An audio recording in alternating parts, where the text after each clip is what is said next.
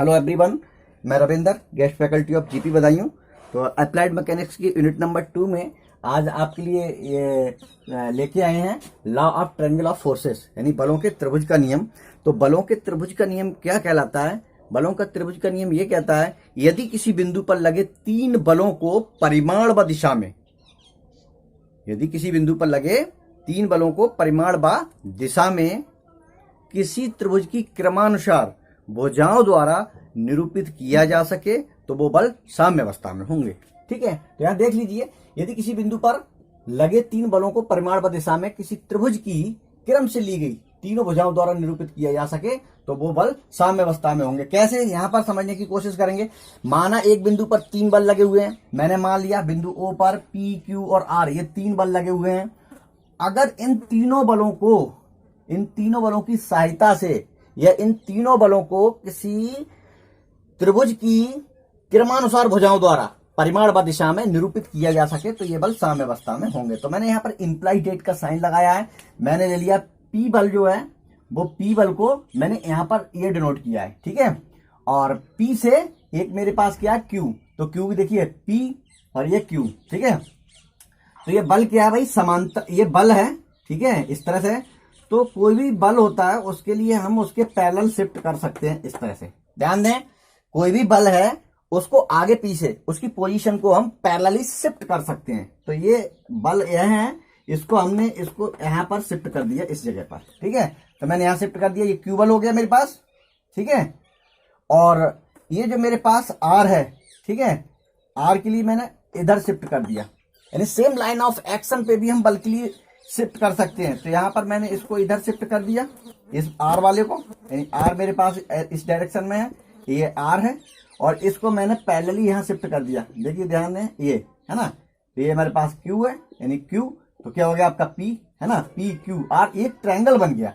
तो त्रिभुज का नियम यही तो कहता है, यदि किसी बिंदु पर लगे 3 बलों को परिमाण व दिशा में यदि किसी त्रिभुज की क्रमानुसार भुजाओं द्वारा रिप्रेजेंट किया जा सकता है तो वो तीनों बल साम्य अवस्था में होंगे। साम्य अवस्था में मतलब उस बिंदु पर, ठीक है, इन तीनों बलों का प्रभाव क्या होगा, 0, यानी P plus Q plus R बराबर 0। ये हमको सॉल्व करना है ना।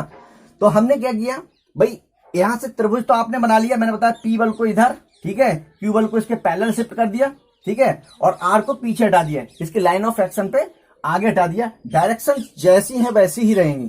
ठीक है, तो एक मैंने त्रिभुज बना लिया, कौन सा, ABC, जिसमें त्रिभुज में, इस त्रिभुज ABC में त्रिभुज की तीनों भुजाएं क्रमानुसार, यानी P Q R, यानी एक क्रम में ये रिप्रेजेंट कर एक त्रिभुज को। ठीक है, अब यहां पर मैं ये जो BC भुजा है इसके पैरेलल एक यहां पर ये डॉटेड लाइन से मैंने रचना थोड़ी सी कर ली, और इसके पैरेलल एक लाइन ये खींच ली, मैंने समांतर चतुर्भुज को पूरा कर लिया। कोई दिक्कत नहीं है, समांतर चतुर्भुज को मैंने यहां पर पूरा कर लिया। तो देखिए यहां पर थोड़ी सी थ्योरी भी मैंने लिख रखी है। ठीक है, आप लोग इसको नोट कर लेंगे। खास बात यहां पर क्या है, उस चीज को हम देखने का प्रयास कर रहे हैं। खास बात क्या है, देखिए यहां पर हमने समांतर चतुर्भुज को पूरा किया। ठीक है, वहां की चीज तो आपको दिख रहा है बोर्ड पे, है ना। खास ट्रिक के लिए देखें, हमको क्या करना है, P plus Q plus R बराबर 0, यानी साम्य अवस्था में है सभी बल। ठीक है, तो यहां समांतर चतुर्भुज को पूरा किया, और समांतर चतुर्भुज के नियम से, अब यहां पर हम देखेंगे समांतर चतुर्भुज के नियम से मैंने मान लिया कि बिंदु ए पर, है ना, नो प्रॉब्लम, कोई दिक्कत नहीं है ना, वहां ओ पर से मैंने ये इससे बना लिया।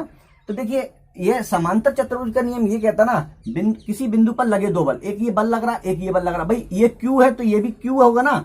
यानी देखिए मैं यहां लिख दे रहा हूं कि मेरे पास BC बराबर ये भुजा होगी क्या, AD बराबर ये क्यू है ना, और मेरे पास AB, ठीक है, बराबर, ठीक है, AB बराबर मेरे पास क्या होगा, DC, है ना, DC बराबर P, ये बल है, ये भुजाएं हैं, तो यहां पर कोई दिक्कत नहीं होगी हमें। ठीक है, अब हम क्या कर रहे हैं, समांतर चतुर्भुज के नियम से हम जानते हैं कि किसी बिंदु पर 2 बल लग रहे हैं, है ना, एक बिंदु पर 2 बल लग रहे हैं, एक मान लिए P और दूसरा Q, तो इनका परिणामी इधर होगा ना। परिणामी कहां होगा, इस डायरेक्शन में। जैसे हमने पढ़ा था कि बिंदु ए मेरे पास बल P है और ये बल Q है ना, तो हमें समांतर चतुर्भुज के नियम से इनका परिणामी निकालते थे, तो ये है ना, ये R कहलाता था। तो आप पिछला वाला लेक्चर देख लेंगे। ठीक है, समांतर चतुर्भुज के नियम से जो लेक्चर था उसको, ठीक है। तो यहां ध्यान दें, एक बिंदु पर लगे दो बल P और Q, ठीक है, तो इनका परिणामी इधर होगा भाई R, है ना। अब ये R एक तो बल है हमारे पास, तीसरा बल यानी बल नंबर 1, बल नंबर 2 और बल नंबर 3, है ना, जो त्रिभुज की तीनों भुजाओं को रिप्रेजेंट कर रहे हैं, 3 बल, है ना। तो यहां पर भाई समस्या ये है कि एक तो तीसरी भुजा, है ना, तीसरी भुजा BA है, वो CA है ना, ये R को रिप्रेजेंट कर रही है, और इसी पर अपोजिट डायरेक्शन में दो बलों का परिणामी अपोजिट डायरेक्शन में सेम लाइन ऑफ एक्शन पर इसको रिप्रेजेंट करेगा। इन दोनों के परिणामी को, P और Q के परिणामी को इधर रिप्रेजेंट करेगा ये R। तो हम इसको R डैश कहें, R कहें, नो प्रॉब्लम। ये भी R है, ये भी R है, ठीक है, क्योंकि दो बलों का परिणामी हम R से लेते हैं। तो भाई एक तो R ये है और दूसरा R इधर से होगा, ठीक है। तो मैं यहां बीच में लिख दे रहा हूं, दोनों क्या है, R है।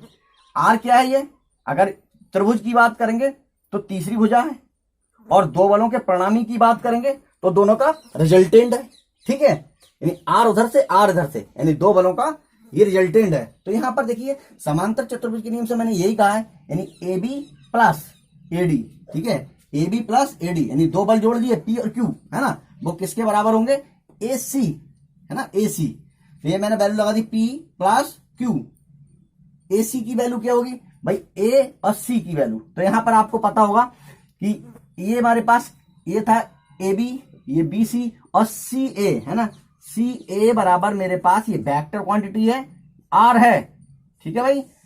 C से A की तरफ R था, और यहां पर मैं ये डायरेक्शन चेंज कर रहा हूं, ये इंटरचेंज कर रहा हूं, तो यहां पर क्या हो जाएगा, माइनस का R। ऐसी ये इसकी प्रॉपर्टी होती है, ठीक है, वेक्टर की। जब भी ये चेंज करेंगे तो यहां पर माइनस साइन आ जाएगा। तो यहां पर मैंने AC, ठीक है, AC जो आ रहा है, AC की वैल्यू R लगा दी माइनस में। ये समीकरण नंबर 1 मैंने मान के ही छोड़ दिया, ठीक है। यहां भी मैंने आपको दिखाया है, ठीक है, तो डबल नहीं लिखूं, ये। अब देखिए परिणामी बल हमें निकालना है, ठीक है। परिणामी बल के लिए हम क्या करेंगे, सिंपली इसी को देखिए P Q और ये वाला क्या है, इधर ले आएंगे, ठीक है, प्लस में हो जाएगा बराबर 0। अब यहां पर हमारे पास होगा P plus Q plus R बराबर 0, यही तो हमको प्रूफ करना था। या फिर आप ये कह सकते देखिए P प्लस Q की वैल्यू क्या है, R के बराबर है। समांतर चतुर्भुज के नियम से हम जानते हैं, ठीक है, यानी P प्लस Q की वैल्यू क्या है, माइनस R। देखिए यहां पर ऐसे मैं कह रहा हूं, P प्लस Q की वैल्यू क्या है, माइनस R, तो मैं यहां पर लिख दे रहा हूं माइनस R, यानी P प्लस Q की जगह पर माइनस R, और ऑलरेडी इसमें एक R है, तो R से R कैंसिल हो जाएगा, और ये क्या हो जाएगा, 0। तो हमने इस तरह से प्रूव कर दिया कि एक बिंदु पर लगे 3 बलों को अगर किसी त्रिभुज की क्रमानुसार परिमाण दिशा में त्रिभुज की क्रमानुसार भुजाओं द्वारा निरूपित किया जा सके तो वो बल साम्यावस्था में होंगे। साम्यावस्था का मतलब उन बलों का इफेक्ट, कॉम्बाइंड इफेक्ट उस बिंदु पर 0 होगा। तो यहां पर थोड़ी सी थ्योरी इसके लिए और डिस्कस करते हैं। तो फाइनली हमें इस कंक्लूजन पर पहुंचे, यहां पर परिणामी क्या हो गया, 0 हो गया। तीनों बलों का जो ऐड किया हमने तीनों बलों को, वो क्या हो गया, 0। तो कंक्लूजन हमारे पास क्या है, यहां पर इसके बाद क्या लिखेंगे, यहां पर, है ना, यहां मैंने थोड़ी सी जगह बना ली है। अर्थात दो बलों P व Q का परिणामी, ठीक है, आप डायग्राम से देखेंगे AC equal to minus R vector है। त्रिभुज की तीसरी भुजा CA, ठीक है, त्रिभुज की तीसरी भुजा कौन सी है हमारे पास, CA बराबर R के बराबर बा विपरीत और एक ही क्रिया रेखा पर है, इसलिए ये बल एक दूसरे के प्रभाव को निरस्त कर देंगे, समाप्त कर देंगे। इस प्रकार बिंदु O पर लगे तीनों बलों का परिणामी 0 होगा। अतः तीनों बल संतुलन में होंगे या समान या संतुलन में या साम्यावस्था में होंगे, ठीक है। तो बहुत ही इंपॉर्टेंट, बहुत अच्छा ये थ्योरम्स है। इसमें इसका स्टेटमेंट आप याद रख लें। स्टेटमेंट एक बार फिर से रिपीट कर रहा हूं, यदि किसी बिंदु पर लगे 3 बलों को परिमाण व दिशा में यदि किसी त्रिभुज की क्रमानुसार भुजाओं द्वारा निरूपित किया जा सके तो वे बल संतुलन में होंगे या साम्यावस्था में होंगे, ये थ्योरम कहता है। और इस थ्योरम को प्रूव करने के लिए बस सिंपली आप एक वेक्टर एडिशन से भी हम इसको सॉल्व कर सकते हैं। समांतर चतुर्भुज के नियम की थोड़ी सी हमने हेल्प ली है और उससे हमने इसको प्रूव कर दिया। तो इसको आप लोग नोट कर लें, अगर कहीं कोई प्रॉब्लम है तो उसको कमेंट बॉक्स में आप लोग लिखें और उसको मैं सॉल्व करूंगा, ठीक है। और ठीक है, मिलते हैं अगले वीडियो लेक्चर में, तब तक के लिए थैंक यू।